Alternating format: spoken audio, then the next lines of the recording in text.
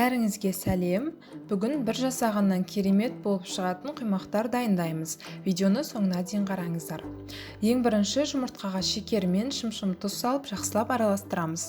Сосын жылы сүтіміздің кішкене бөлігін құйып, тағы да араластырып аламыз. Енді ұнды және ас содасын саламыз. Бір келкі қамыр болғанша қозғаймыз. Егер сүттің бәрін құйып ұн салып жіберсе, түйіршік болып қалады. Міне осындай қамыр пайда болған соң сүттің қалған бөлігін құйып, жақсылап араластырамыз. Содан соң күнбағыс майын қосамыз. Құймақтың қамыры осылай сұйық болады.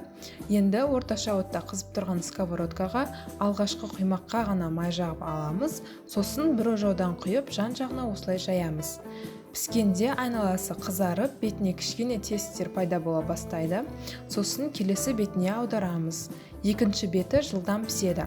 Аздап қызарса, құймағымыз пісті деген сөз. Мінекей құймақтарымыз дайын, дәмі өте керемет дәмді. Осы рецептімен 16 дана құймақ шығады. Міндетті түрде жасап көріп, нәтижесімен комментарийде бөлісіңіздер. Сіздермен бірге болған Айнура. Рецептлерім ұнаса, видеоларыма лайк басып, каналыма тіркеліп қойыңыздар. Назарларыңызға рахмет.